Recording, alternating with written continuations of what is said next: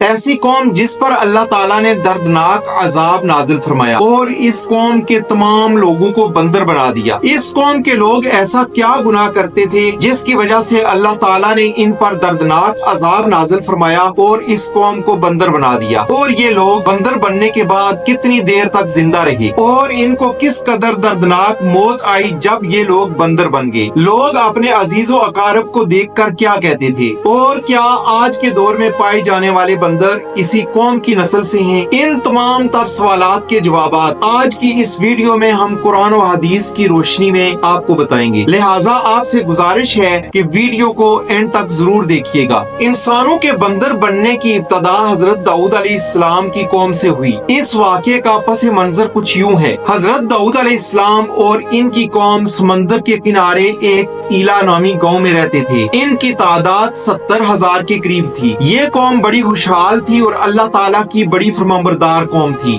اس قوم کو اللہ تعالیٰ نے بے شمار نعمتوں سے نوازا تھا۔ ہر طرف سرسبز و شاداب باغات اور ہر طرف ہریالی ہی ہریالی تھی، اور اللہ تعالیٰ کی بے پناہ کرم نوازی تھی۔ یہ لوگ اپنی زندگی میں بہت ہی خوش تھے۔ حضرت داؤد علیہ السلام کی قوم چونکہ سمندر کے کنارے رہتی تھی تو اللہ تبارک و تعالیٰ کا بڑا خاص فضل و کرم یہ تھا کہ سمندر کے اس کنارے پر بے پناہ مچھلیاں آتی تھی جن کا یہ لوگ کاروبار کرتے تھے اور بہت خوشحالی کی زندگی گزارتے تھے۔ جب یہ قوم اللہ تعالیٰ کی نعمتوں کی وجہ سے خوشحال ہو گئی تو اللہ تعالیٰ کی نافرمانی پر اترا اور طرح طرح کے گناہوں میں مبتلا ہو گئی۔ پھر اللہ تعالیٰ نے ایک دن اس قوم کا امتحان لینے کا ارادہ فرمایا اور حضرت داؤد علیہ السلام کو وحی بھیجی کہ وہ اپنی قوم کو کہہ دیں کہ ہفتے والے دن مچھلی کا شکار بند کر دیں، اور اس طرح اللہ تبارک و تعالیٰ نے حضرت داؤد علیہ السلام کی قوم پر ہفتے والے دن مچھلیوں کا شکار حرام فرما دیا۔ پھر یہاں سے اس قوم کی بربادی شروع ہو گئی۔ حضرت داؤد علیہ السلام نے اپنی قوم کو بتایا کہ اللہ تبارک و تعالیٰ نے ہفتے والے دن مچھلیوں کا شکار حرام قرار دے دیا ہے،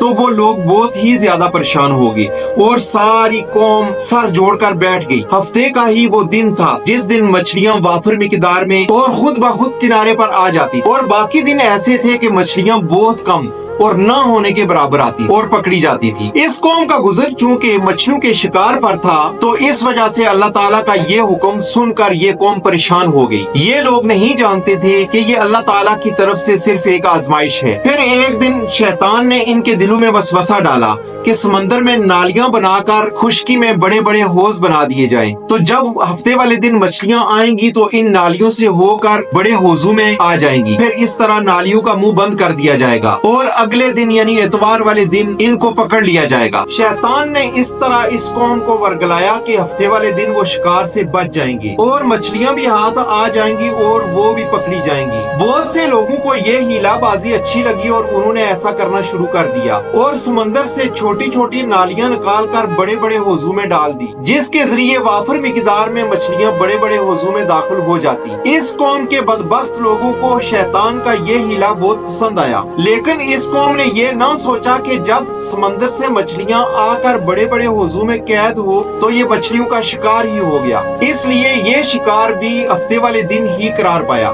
جو اللہ تبارک و تعالیٰ نے حرام قرار دیا تھا۔ اس موقع پر یہودیوں کے 3 گروہ ہو گئے۔ کچھ لوگ ایسے تھے جو شکار میں اس شیطانی ہیلے سے منع کرتے تھے اور ناراض اور بیزار ہو کر شکار سے باز رہے، اور کچھ لوگ اس کام کو برا جان کر دل و جان سے خاموش رہے۔ انہوں نے نہ ہی شکار کیا اور نہ ہی دوسرے لوگوں کو منع کیا، بلکہ یہ لوگ منع کرنے والوں سے یہ کہتے تھے کہ تم لوگ ایسی قوم کو منع کر رہے ہو جنہیں اللہ تبارک و تعالیٰ عنقریب ہلاک کرنے والا ہے اور ان پر اللہ تعالیٰ دردناک عذاب فرمانے والا ہے۔ اور اس قوم کے کچھ لوگ ایسے تھے جو سرکش اور نافرمان تھے جنہوں نے اللہ تعالیٰ کے حکم کی اعلانیہ مخالفت کی اور شیطان کی ہیلا بازی کو مان کر ہفتے والے دن شکار کرنے لگے۔ یہ لوگ اللہ تبارک و تعالیٰ کے حکم کی کھلا مخالفت کرتے اور ہفتے والے دن مچھلیوں کا شکار کر کے کھایا اور بیچا کرتے۔ پیارے دوستو، حضرت داؤد علیہ السلام کی قوم کے 1200 افراد ایسے نافرمان تھے جو منع کرنے کے باوجود بھی ہفتے والے دن ان نالیوں کے ذریعے شکار کرتے رہے۔ حضرت داؤد علیہ السلام نے ان 1200 لوگوں کو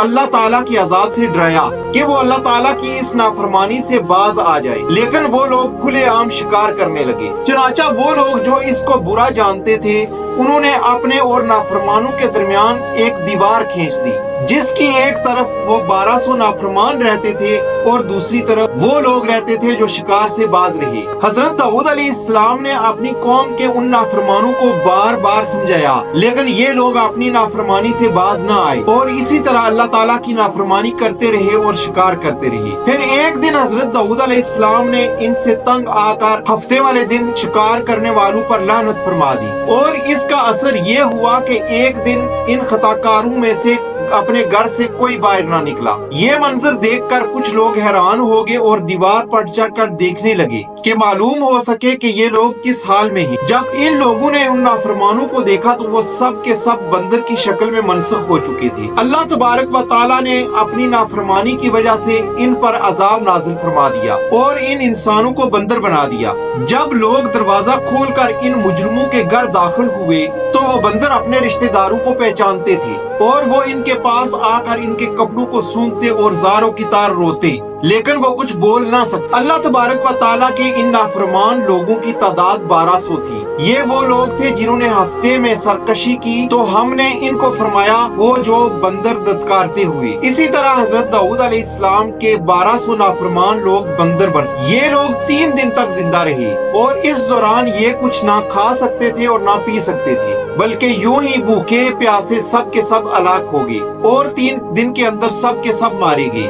اور وہ لوگ جو ان نافرمانوں کو اللہ تبارک و تعالیٰ کی نافرمانی سے منع کرتے تھے، اللہ تعالیٰ نے انہیں اس عذاب سے سلامت رکھا، اور وہ لوگ جو اس شکار کو برا جان کر خاموش رہے، اللہ تعالیٰ نے انہیں بھی سلامت رکھا۔ تو پیارے دوستو، اب بات کرتے ہیں آج کے دور کے بندروں کی، کہ آج کے دور کے بندروں کی نسل میں سے اب بھی کوئی موجود ہے یا آج کے دور میں پائے جانے والے بندر انہی بندروں کی نسل میں سے ہیں۔ اس کے متعلق روایت میں آتا ہے کہ حضرت عبداللہ بن مسعود رضی اللہ تعالیٰ عنہ سے روایت ہے کہ حضور پاک صلی اللہ علیہ وآلہ وسلم سے کسی نے سوال کیا کہ کیا آج کے بندر حضرت داؤد علیہ السلام کی قوم میں سے ہیں؟ تو نبی کریم رؤوف الرحیم صلی اللہ علیہ وآلہ وسلم نے ارشاد فرمایا کہ اللہ تبارک و تعالیٰ جس قوم پر عذاب بھیجتا ہے یا ان کی شکلوں کو مسخ کرتا ہے تو یہ عذاب انہی پر ہوتا ہے جن پر وہ نازل ہوا تھا۔ اس کے بعد اللہ تبارک و تعالیٰ ان لوگوں کو ہلاک کر دیتا ہے اور ان کی نسل آگے نہیں بڑھتی۔ اس لیے یہ بات غلط ہے۔ کچھ لوگ یہ سوچتے ہیں کہ آج کے بندروں میں بھی حضرت داؤد علیہ السلام کی قوم کے بندر بننے والوں کی نسل موجود ہے۔